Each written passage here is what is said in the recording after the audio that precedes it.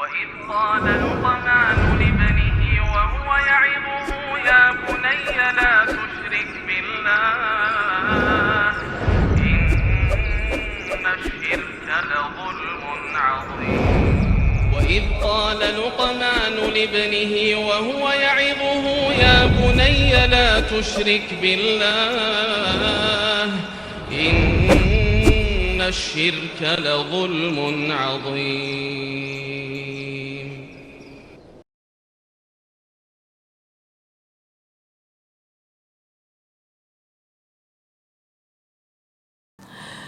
Ma hukmut iltiqatuh, apa hukum memungut anak yang seperti ini?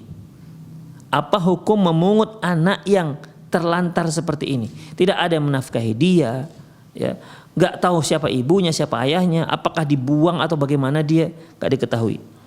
Dhahabal jumhur mayoritas para ulama mengatakan, yaitu Malikiyah, Syafi'i dan Hambali, ila annal tiqata manbudh fardul kifayah, bahwasanya memungut anak yang dibuang oleh keluarganya itu hukumnya fardul kifayah.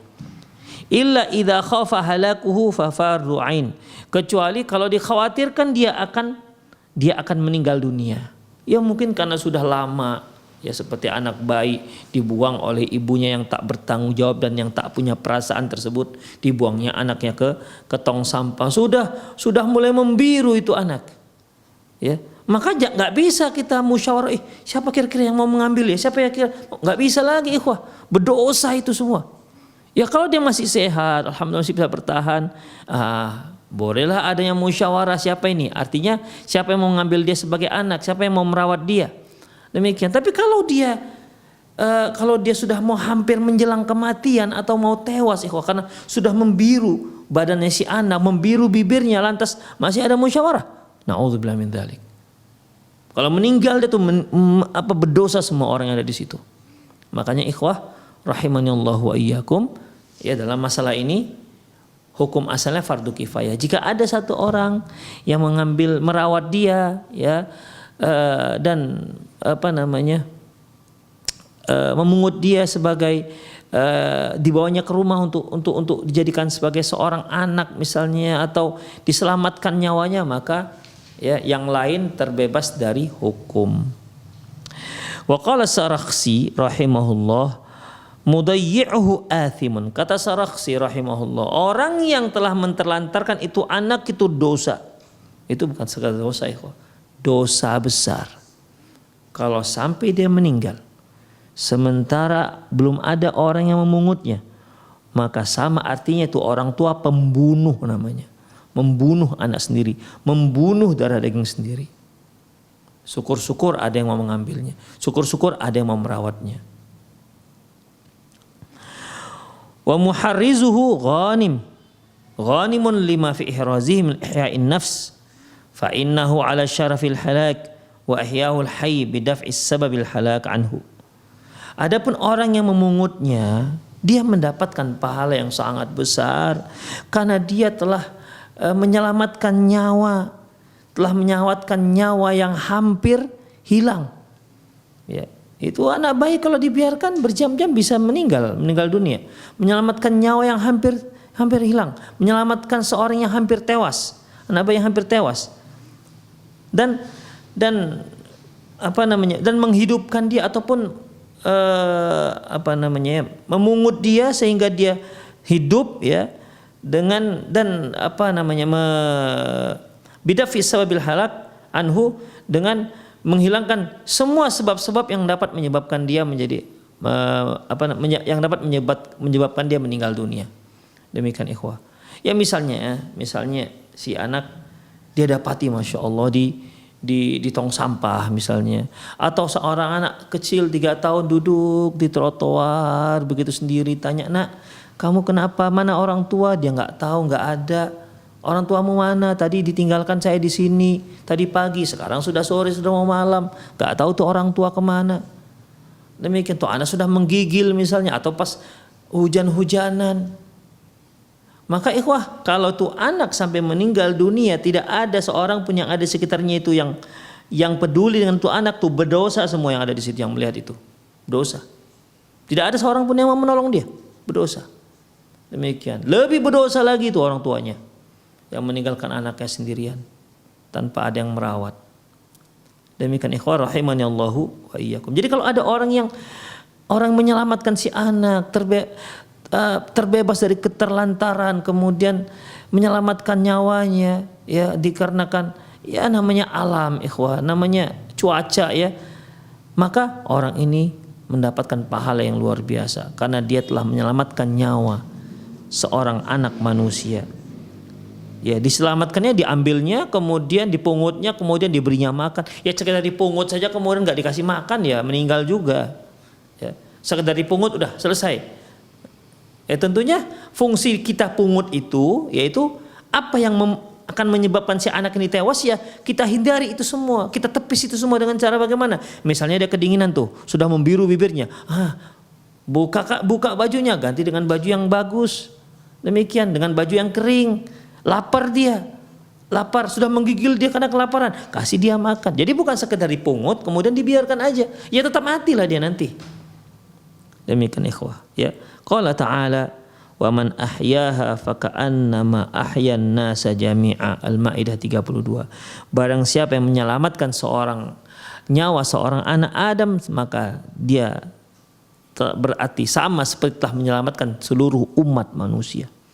Bayangkan ikhwah, pahalanya itu luar biasa. Kalau ada seorang yang menyelamatkan nyawa satu orang anak Adam, satu orang manusia, maka dia seperti telah menyelamatkan seluruh umat manusia. Coba kita bayangkan itu berapa miliar anak manusia sejak Nabi Adam sampai nanti di hari kiamat. Wa qala Abu Muhammad ibn Hazm, berkata Abu Muhammad ibn Hazm, in wujida saghirul manbudh, apabila didapati anak kecil yang terlantar, fa fardun ala man bihadratihi ayyakuma bihi, maka wajib orang yang tahu masalah itu, yang tahu di situ, wajib orang yang ada di situ mengetahui hal itu, ayyakuma bihi, untuk merawat si anak. Wala buddha, dan itu harus, nggak bisa dibiarkannya, nggak bisa dia biarkan begitu saja, nggak bisa, dia nggak peduli di situ. Sebagaimana yang telah kita sebutkan tadi, kita misal jalan di tengah hujan yang cukup lebat, kita dapati seorang anak yang duduk hujan-hujanan, ditanya, nak kamu kenapa di sini? Ya nggak tahu siapa orang tuanya. Anak masih 2 tahun ikhwah, ya 2 tahun. Apalagi si anak sudah mulai lemas, bibirnya sudah mulai biru. Itu kalau ada yang tahu seperti itu, orang yang melihatnya tapi mereka tak peduli dengan anak ini, maka berdosa. Setiap orang yang lewat, yang tahu kondisi anak seperti itu, yang sudah mau meninggal misalnya, ya yang mereka yakin ini anak-anak terlantar, anak yang memang ditinggal oleh orang tuanya atau dibuang oleh orang tuanya, dan tidak ada seorang peduli, setiap orang yang melintas dan dia tahu hal itu, maka itu berdosa. 10 orang melintas, 10 orang tak peduli, 10 orang berdosa. Demikian. Beda halnya kalau nggak tahu ya, dia lewat juga tapi dia nggak tahu tentang kondisi anak itu. Demikian. Wala buddha, dan itu harus wajib ikhwah, harus diselamatkan itu anak. Liqauli ta'ala wa ta'awanu 'alal birri wat taqwa, dan tolong menolonglah kalian dalam kebaikan dan jangan dan ketakwaan. Wala ta'awanu 'alal itsmi wal 'udwan, dan jangan kalian saling tolong menolong dalam permusuhan dan dalam dosa dan permusuhan. Al-Maidah ayat 2. Wa liqaulihi ta'ala, dan berdasarkan firman Allah Subhanahu wa taala, wa man ahyaha faka'annama ahyan nas jami'a, barang siapa yang menyelamatkan satu nyawa, maka dia seperti telah menyelamatkan seluruh nyawa umat manusia.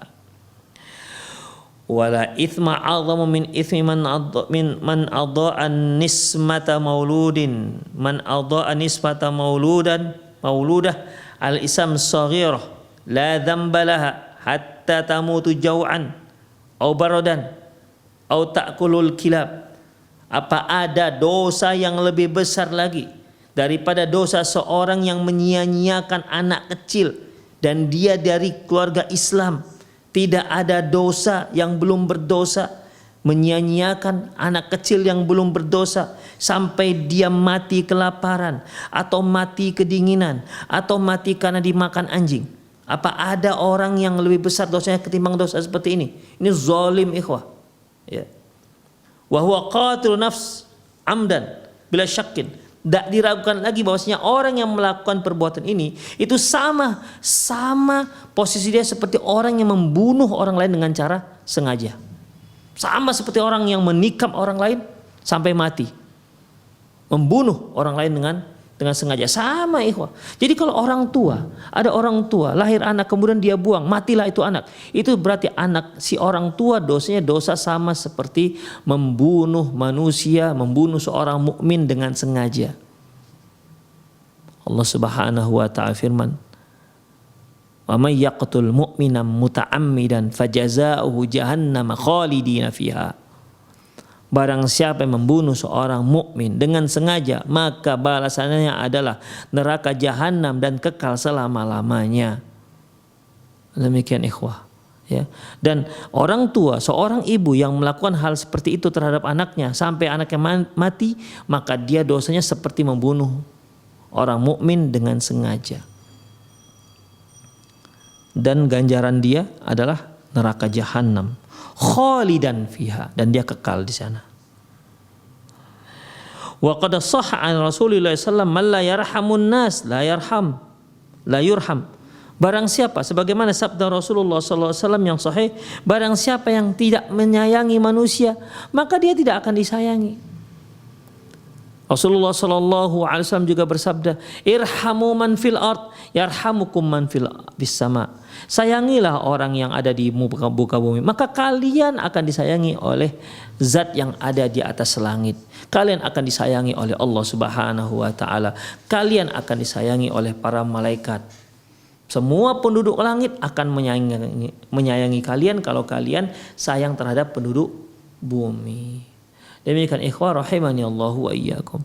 Jadi kalau kita melihat ada anak yang terlantar kemudian kita cuek-cuek bebek begitu saja, ya, berarti kita tidak layak untuk mendapatkan sayangnya penduduk langit, tidak layak untuk mendapatkan sayangnya dari Allah Subhanahu wa taala, karena memang kita tidak memenuhi syarat untuk dicintai oleh Allah Subhanahu wa taala.